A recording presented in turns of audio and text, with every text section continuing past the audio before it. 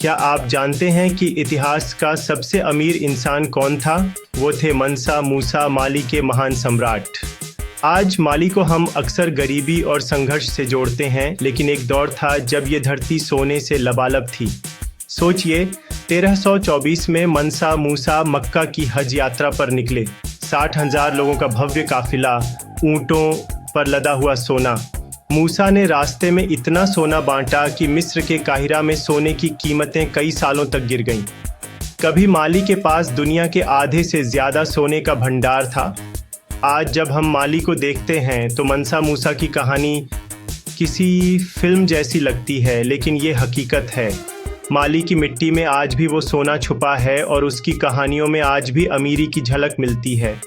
ये कहानी सिर्फ एक देश की नहीं, बल्कि एक ऐसे सपने की है जो धूल और रेत के नीचे आज भी जिंदा है। माली का इतिहास हमें सिखाता है कि समय बदलता रहता है, लेकिन उम्मीद की चमक कभी फीकी नहीं पड़ती। नमस्कार दोस्तों, मैं हूं महफूज और आप देख रहे हैं चैनल ट्रॉपिकल महफूज, जहां हम दुनिया के देशों की अनसुनी कहानियां जानते हैं और उनके इतिहास, वर्तमान और भविष्य को गहराई से समझने की कोशिश करते हैं। तो चलिए आज मिलते हैं अफ्रीका के खास देश माली से। मंसा मूसा की दौलत के अलावा माली की असली विरासत उसका ज्ञान था। टिम्बकटू, जो आज एक भूली बिसरी जगह लगता है, कभी दुनिया की सबसे बड़ी यूनिवर्सिटीज में से एक था। 14वीं सदी में यहाँ 25,000 से ज़्यादा छात्र पढ़ते थे और लाइब्रेरियों में लाखों किताबें थीं। टिम्बकटू एक विचार था जहाँ ज्ञान को सोने से भी अधिक कीमती माना जाता था।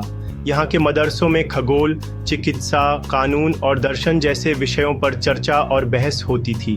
माली का व्यापार नमक और सोना इसी ज्ञान के साथ फलता फूलता रहा।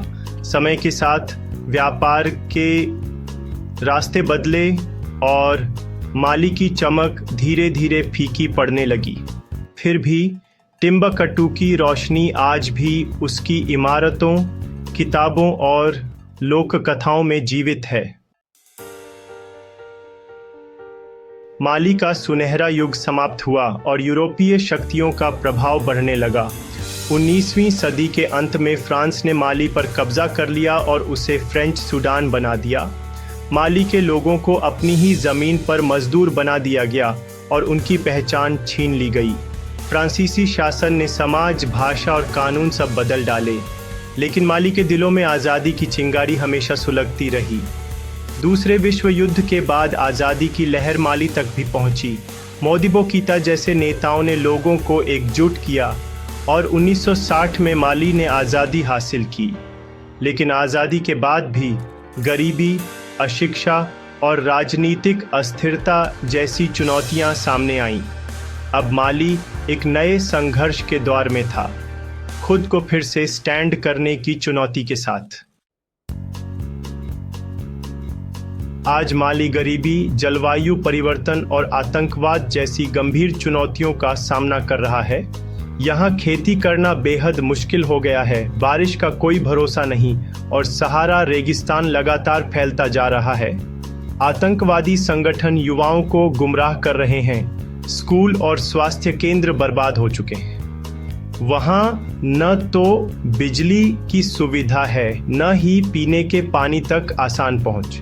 लोगों को मीलों पैदल चलना पड़ता है और शिक्षा की स्थिति भी बेहद खराब है, जो चिंता का विषय है।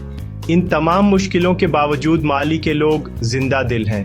वो छोटी छोटी खुशियों में भी जीना जानते हैं। अंतर्राष्ट्रीय संगठन, सेना और स्थानीय लोग मिलकर इन चुनौतियों का डटकर सामना कर रहे हैं। हालात जैसे भी हों, माली के लोग उम्मीद का दामन नहीं छोड़ते। उनका संघर्ष ही उनकी असली पहचान है। तमाम चुनौतियों के बावजूद माली की असली ताकत उसके लोगों में बसती है। यहाँ की आत्मा संगीत और संस्कृति में रची बसी है। माली में 20 से अधिक जातीय समूह रहते हैं और हर एक की अपनी भाषा, अपनी परंपरा है। यहाँ का संगीत सचमुच माली की धड़कन है। ग्रूट्स पीढ़ियों से अपनी कहानियाँ गीतों में पिरोते आए हैं। कोरा और बलाफोन की मधुर धुनें माली के इतिहास को जीवंत कर देती हैं। अली फारका टूरे जैसे महान कलाकारों ने माली के संगीत को पूरी दुनिया तक पहुंचाया है। यहाँ का इस्लाम शांतिपूर्ण और सहिष्णुता से भरा है और टांगसो आमियस क्याखो के हाला के समय पूरा देश एक साथ मिलकर जश्न मनाता है। माली की कला, डोगोन के मुखौटे और बोगोलन कपड़ा इस देश की पहचान है। इन सब में छुपी है माली की गहरी जड़ें, उसकी जिजीविशा और उसकी अनगिनत कहानियां। माली की अर्थव्यवस्था 3 मुख्य स्तंभों पर टिकी है: सोना, कपास और पशुपालन। मनसा मूसा के समय से ही सोना माली की सबसे बड़ी संपत्ति रहा है और आज भी माली अफ्रीका में सोने का तीसरा सबसे बड़ा उत्पादक है। कपास को यहाँ सफ़ेद सोना कहा जाता है, लेकिन इसकी खेती मौसम और अंतर्राष्ट्रीय बाजार पर निर्भर करती है। पशुपालन फुलानी और तुआरेग समुदायों की जीवन शैली का अहम हिस्सा है, लेकिन जलवायु परिवर्तन ने इसे भी चुनौतीपूर्ण बना दिया है। नाइजर नदी के किनारे लोग मछली पकड़कर अपनी आजीविका चलाते हैं। शहरों में छोटे मोटे व्यापार चलते हैं, लेकिन बेरोजगारी अब भी एक बड़ी समस्या है। इसके बावजूद माली के लोग अपनी मेहनत और सूझबूझ से रास्ता निकाल ही लेते हैं। यही जज्बा माली की असली ताकत है। भारत और माली के रिश्ते गहरे और ऐतिहासिक हैं। दोनों देशों ने उपनिवेशवाद का दर्द सहा और आज़ादी के लिए लंबा संघर्ष किया। आज भारत माली को विकास परियोजनाओं के लिए ऋण देता है और कई भारतीय कंपनियां यहां निवेश भी कर रही हैं। टेक्निकल एंड इकोनॉमिक कोऑपरेशन के तहत माली के प्रोफेशनल्स भारत में प्रशिक्षण लेते हैं। भारत माली के छात्रों को छात्रवृत्ति भी प्रदान करता है और टेलीमेडिसिन और एजुकेशन नेटवर्क के जरिए माली को भारत से सीधा जोड़ता है, जिससे वहां के लोगों को स्वास्थ्य और शिक्षा की बेहतर सुविधाएं मिलती हैं। आतंकवाद के खिलाफ शांति स्थापना में भी भारत ने माली का साथ दिया है। माली के लोग भारत और बॉलीवुड को बेहद पसंद करते हैं। सांस्कृतिक आदान प्रदान दोनों देशों को और करीब लाता है। यह रिश्ता दिखाता है कि हजारों मील की दूरी के बावजूद दो देश सच्चे दोस्त बन सकते हैं। माली की कहानी उतार चढ़ाव से भरी रही है। मनसा मूसा का स्वर्णिम युग, टिम्बकटू की रोशनी, गुलामी, आज़ादी और आज की चुनौतियां सब इस धरती ने देखी हैं। लेकिन माली की सबसे बड़ी ताकत है उसकी युवा पीढ़ी। यहाँ 65% आबादी 25 साल से कम उम्र की है। ये युवा टेक्नोलॉजी, स्टार्टअप्स और आधुनिक खेती के तरीकों से बदलाव ला रहे हैं। अगर इन्हें सही दिशा और अवसर मिले तो माली की तस्वीर पूरी तरह बदल सकती है।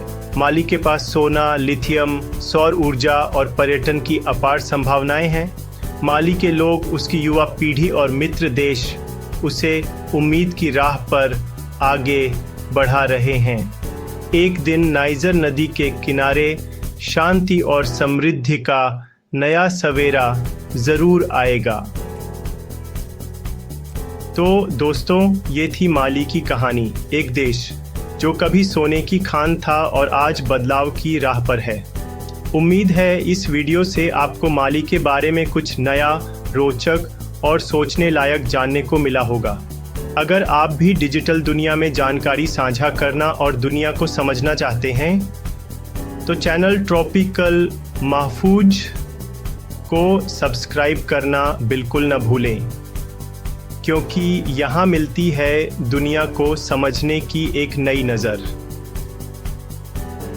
मिलते हैं अगले देश और उसकी अनसुनी कहानी के साथ। तब तक दुनिया को जानिए, समझिए और खुद को बनाइए और भी जागरूक। धन्यवाद।